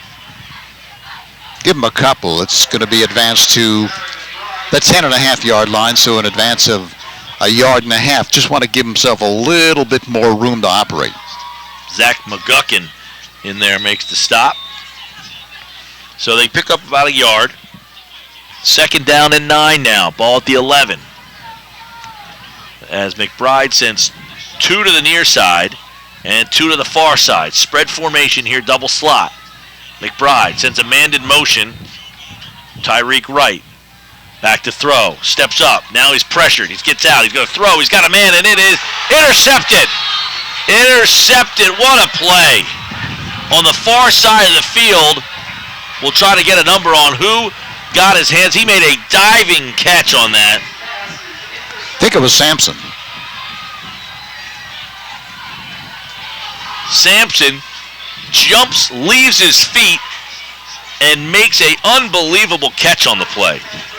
Yeah, it looks like McBride had broken containment and had an easy throw to the right sideline, but the pickoff by the Wildcats of St. Joe's, and that's the key play thus far in this ball game. 5:16. Can they get another stop here? They hand the ball off. Bounce it to the outside. Sampson. He hits the corner, and he is going to get out of bounds. But a big gain on the play for St. Joe. The clock does stop now with 5:10 left. That's got to be very demoralizing for Atlantic City. They get the stop that they needed against that offense of St. Joe's, get the football back, get a penalty, move it back to the 10-yard line, and then throw the pick deep in their own territory. Well, the Atlantic City Electric scoreboard, the Preps of final. They beat Buna 20-12 tonight. Calvin Cass reports that he might have left the game with an injury. Tyler Donahue will have more in the post game. A lot of scoring, a lot of crazy games. Millville was up 16-0. They trail EHT now. Here we've got a 22-19 game. They're bringing the sticks out to measure this one.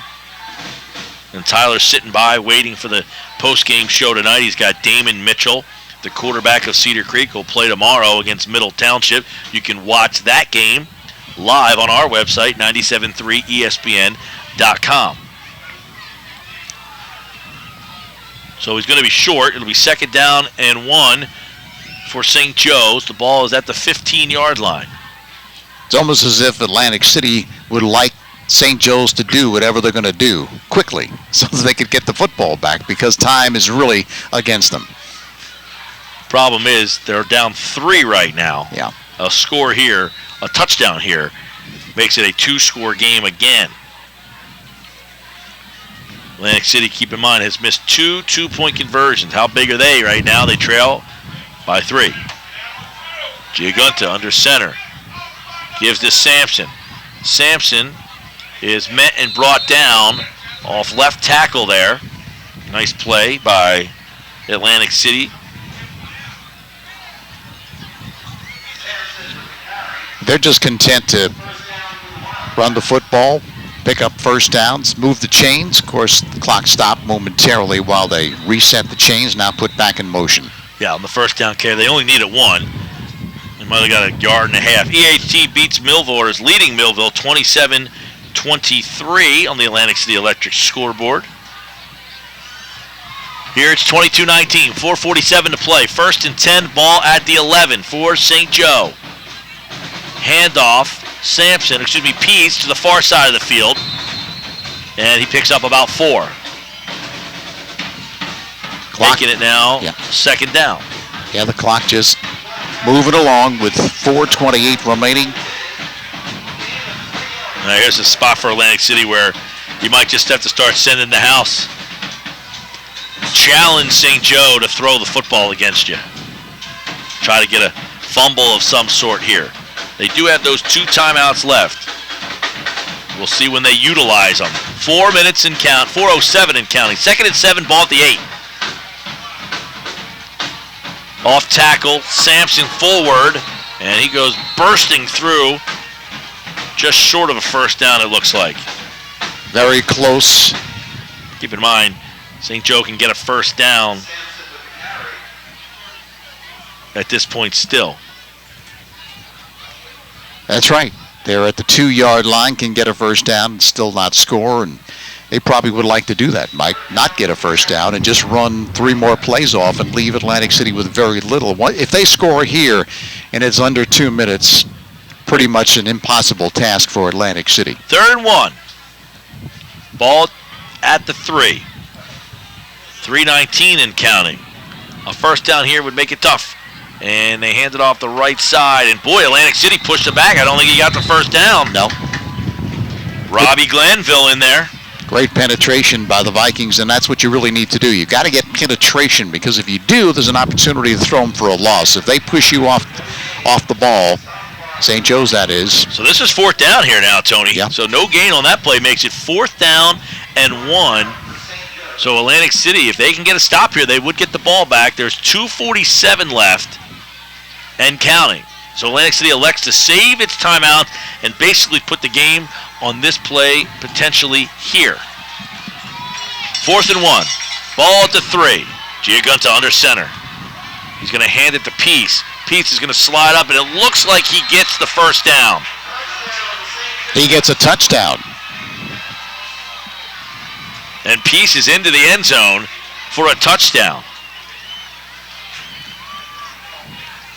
Peace able to turn the left corner and break the plane. That makes it 28-19. Atlantic City trails St. Joe.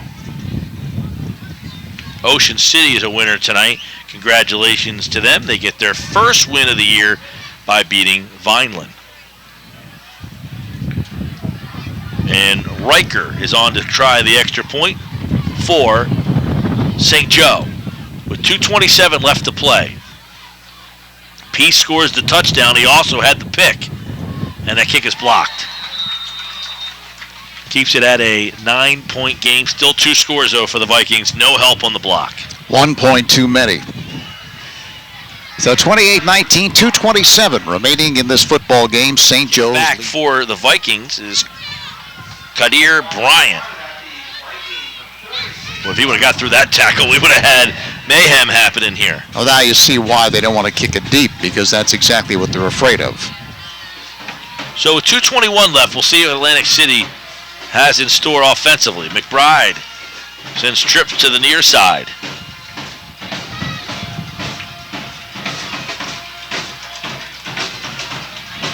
Shotgun formation for the Vikings. Back to throw. Steps up, pressured, and down he goes. Sacked. Too much pressure from St. Joe. They know the pass is coming out, and they're coming after him. Charles. They are outrageously dependable. 28-19, St. Joe's lead. It's been a really good football game here. A late interception by St. Joe has kind of sealed Atlantic City's fate for now. We'll see. McBride to throw. He fires. He pumps. Now he's looking. He's going to keep it himself. Heading towards the sideline. He cuts upfield and gets out of bounds. Short of the first down. And he falls at about the 46-yard line. He had all he could do just to escape once again, this time able to escape, running out of bounds, stopping the clock, and it'll bring up a 3rd and a yard. 3rd and 1 from the 44. He picks up 9 on the scamper. You could see McBride had a man, but he wasn't satisfied with that. He wanted some downfield yards. They know they need to get down the field here. 1 timeout left for Atlantic City, by the way, if you're wondering. 97.3 ESPN, your home for high school football. Got a good game tonight. McBride rolls out, steps up, and down he goes. It'll be 4th down for the Vikings. So a sack and timeout taken by Thomas Kelly. And Atlantic City calls timeout. They got a man down hurt in the backfield there. 8-19. Couple scores on the Atlantic City Electric scoreboard. EHT is now a final. They come back from 16-0 down to win 27-23 over Millville. And Mainland falls to Hamilton tonight 28-0. You heard Ocean City got their first win of the year by beating Vineland. So congratulations to the Red Raiders. Here, St. Joe's leads 28-19. That 23-game winning streak tested on the line tonight. And Atlantic City with the ball. They are out of timeouts now. McBride on 4th down. This is the ball game. 4th and 3. McBride steps up. He fires into the flat. 1st down and more. Up the far sideline and heading towards the end zone. What a nice individual effort there. Ahmad Williams caught the flare pass, broke a couple tackles, and then had his eyes set on the pylon before a touchdown-saving tackle, we should say. Yeah, he only had one man between him and the goal line, but able to knock him down. Once he squirted out of there, it looked like he was determined. He was straight ahead. So Ahmed Williams catches a little flare pass to make it 1st down and 10 for the Vikings. Ball at the 13-yard line. Still 1:47 to play here.